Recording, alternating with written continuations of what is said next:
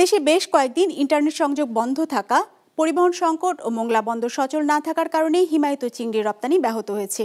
এর ফলে দক্ষিণাঞ্চলের ব্যবসায়ীদের ক্ষতি হয়েছে শত কোটি টাকার বেশি। বাতিল হয়েছে রপ্তানি আদেশ। ব্যবসায়ীদের শঙ্কা, এর দীর্ঘমেয়াদী প্রভাব পড়বে চিংড়ি রপ্তানিতে। SM মিলনের ক্যামেরায় মোস্তফা জামালের রিপোর্ট। 250টিরও বেশি ডিজাইন অপশন নিয়ে ওয়ালটন স্মার্ট ফ্রিজ, বোঝে আপনার প্রয়োজন। টানা কারফিউ, ইন্টারনেট বন্ধের কারণে মংলা বন্দরে পণ্য ওঠানামা ব্যাহত হওয়ায় নেতিবাচক প্রভাব পড়েছে খুলনা অঞ্চলের হিমায়িত চিংড়ি রপ্তানি খাতে। এর ফলে রপ্তানির জন্য প্রক্রিয়াজাত করা প্রচুর পরিমাণ হিমায়িত চিংড়ি জমে গেছে বিভিন্ন ফ্যাক্টরিতে। হিমায়িত চিংড়ি রপ্তানিকারকদের সংগঠন VFFEA বলছে, গেল এক সপ্তাহে অন্তত 3000 টন চিংড়ি রপ্তানি করতে পারেনি ব্যবসায়ীরা। 10% প্রবলেম আমাদের হয়েছে এক্সপোর্টে, মানে যেটা আমরা টাইম মতো শিপমেন্ট দিতে পারি। এখন আমরা চেষ্টা করতেছি ওদেরকে আবার রিকোয়েস্ট করে এই টাইমটা বাড়ানোর জন্য, ডেটটা বাড়ানোর জন্য। এটা এখনো আমরা কনফার্ম করতে পারিনি, চেষ্টা করতেছি আর কি। এই সময়টা সিজন টাইম তো প্রায় অ্যাভারেজ 100 কোটি টাকার মতো স্লো হয়ে গেছে আর কি।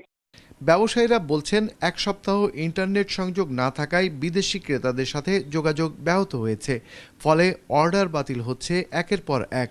ক্রেতারা অন্য দেশে নতুন অর্ডারও করেছে।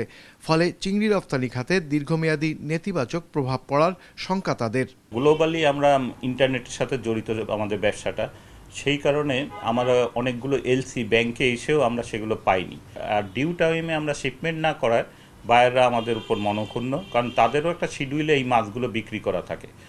সেই কারণে তারা আমাদের কাছ থেকে আস্তে আস্তে মুখ ফিরিয়ে নিচ্ছে, যে কারণে আমাদের জন্য সমস্যা হচ্ছে। এইগুলো ডাইভার্ট হয়ে ইন্ডিয়া, ইন্দোনেশিয়া, থাইল্যান্ডে এইগুলো চলে যাচ্ছে। এই মাছ আমরা আর বিক্রি করতে পারবো কিনা এইটা নিয়ে আমরা সংশয়ের মধ্যে আছি।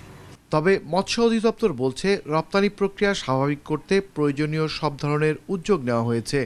এই যে বন্ধকালীন সময় যে কারফিউ শিথিল ছিল, যদি অফিস বন্ধ ছিল, তারপর আমাদের ইন্সপেকশন সহ যেটা ল্যাবরেটরিতে পাঠানো, স্যাম্পল পাঠানো, সেই কার্যক্রমগুলোকে আমাদের চলমান ছিল। আমাদের যদিও 11টা থেকে 3টা অফিসে, আমরা কিন্তু অফিস করি সাধারণত সন্ধ্যা হয়ে যায়, কারণ না হলে তাদের জাহাজীকরণে অনেক সমস্যা হবে।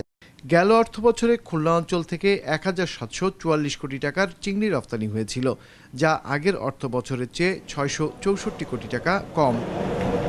মোস্তফা জামাল, বিজনেস রিপোর্ট, মাছরাঙা টেলিভিশন।